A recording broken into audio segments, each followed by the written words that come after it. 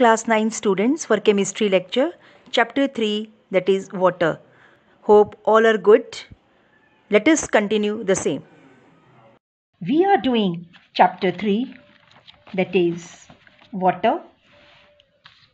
Let us continue the same on page 39. So students, get ready with your books.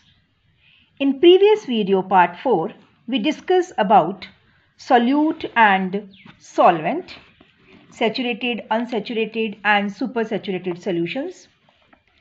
Now let us continue on page 39, that is the next topic is solubility.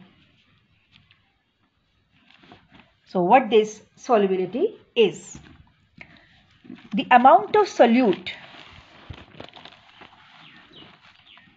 that dissolves in 100 gram of solvent to form saturated solution at a particular temperature is called solubility. Once again pay attention, amount of solute, we are taking solute that, but whatever amount of solute is, but the amount of solvent we have taken here is 100 gram only. So there is a fixed amount of solvent, that is 100 gram, and the solute, the amount of solute, how much amount of solute in 100 gram of solvent can be dissolved to form saturated solution. And remember, there is a no change in temperature, there is a particular fixed temperature is there, and that is known as a solubility. So we have different types of substances like insoluble substances, sparingly soluble substances or soluble substances. So what these insoluble substances are? A substance that has negligible solubility like silver chloride. Sparingly means a substance that has more than negligible but less than high solubility.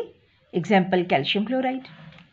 And what are soluble substances? A substance having high solubility like sodium chloride, a very common example we use in our daily life, that is table salt. Now, what are the factors affecting the solubility? The rate of solubility of a solid in liquid depends upon size of the solute particle, stirring, like continue, you stir the solution solute in a solvent, and the temperature. So these are the three important factors on which solubility depends. So during the process of dissolution, the particles of the solute merely occupy the space between the particles of the solvent. You know the solvent, if I draw the structure of the water, that is water is H2O. So there is a space between the particles, that is hydrogen and oxygen atoms. So these solute particles merely occupy the space between the particles of the solvent without undergoing any chemical change. And you might have seen there is a variation in the solubility of a given substance with the temperature, and different substances at different temperatures show different solubility. So let us discuss about what this is shown by a solubility curve. Let us see on page number 40. So there is one figure shown, the solubility curves for different salts. See, temperature is mentioned here in degrees Celsius and solubility is shown on y-axis, temperature on x-axis. So different salts are shown here and the different curves. Just see it very carefully. So all these salts are mentioned here: calcium sulfate, potassium chloride, potassium bromide. So many salts are mentioned here, figure 3.7. So what this solubility curve is? The solubility curve is a line graph. As I have shown, this is a line graph that plots change in solubility of a solute in a solvent against changing of temperature. Means when there is a change in temperature, how the solubility of a salt changes. So this is shown by this solubility curves. So it is a line graph that plots change in solubility of solute in a solvent against changing temperature. Now consider increase in solubility with rise in temperature, and some substances increases its solubility with a considerable rise in temperature. some little increase in solubility with the increase in temperature. So there is a decrease in solubility sometime with a rise in temperature. So let us discuss the examples. On the same page you can see, but I have written here in the notes. You just observe it, see it very carefully. So there are substances which show considerable increase in solubility with rise in temperature. Example, sodium nitrate, potassium bromide. Now see in the graph also, sodium nitrate, as I mentioned here, sodium nitrate, potassium nitrate. See, this is sodium nitrate. This shows considerable increase in the solubility. And see the potassium nitrate, increase in the solubility with the rise in temperature. And some salts show little increase in solubility with increase in temperature, like sodium chloride. Now look at the graph. A little increase in solubility, that is, see, sodium chloride show very little increase in solubility.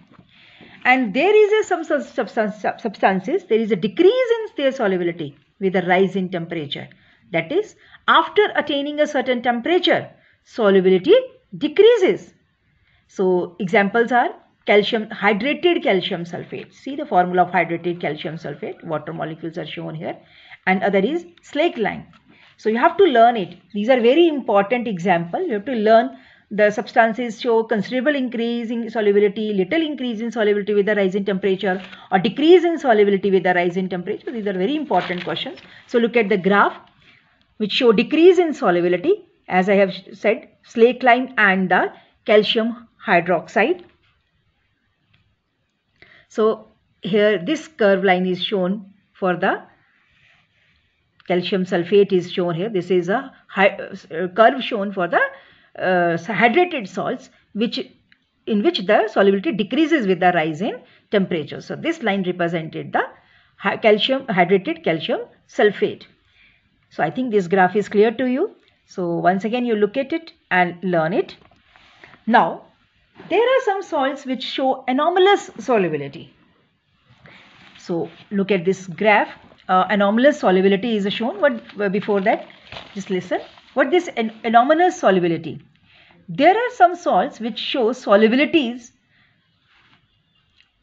with first increases their solubility and then there is a decrease with the rise in temperature. First the solubility increases and further the solubility decreases with the rise in temperature. So these kind of substances are anomalous substances and they show anomalous solubility, like globular salt, and the formula is Na2SO4.10H2. These water molecules, 10H2 water molecules are present here. So look at the graph, page 40, figure 3.8. So see, first there is increase in solubility. This is the solubility in y-axis, z-axis is x-axis is temperature. So first there is increase in solubility at a particular temperature, further there is a decrease in the solubility. So this is a anomalous solubility. Sometimes the question is draw the diagram or name the salt which show anomalous solubility with the help of a graph. So you have to draw this graph where the substance first showing the first increase in solubility and further decrease in the solubility with the rise in the temperature. Actually, there are two processes. In exothermic processes, you know exothermic where the large amount of heat released, endothermic processes when there is a absorption of heat energy. So in exothermic reaction, the solubility of salt increases with the rise in temperature or increase in temperature, and this is shown by potassium nitrate and sodium nitrate. And solubility increases on lowering the temperature, that is endothermic processes, that is calcium sulfate, calcium hydroxide. So this is you can add in the difference between also you can show here, that is exothermic and endothermic process, where the solubility of salt increases with the increase in temperature, and here the solubility of salt increases on lowering the temperature. Pay attention, here the temperature lowered, here the temperature increases. So this is a major difference. Next topic we'll discuss about the uses of the solubility curves and all. So just revise it. Thank you.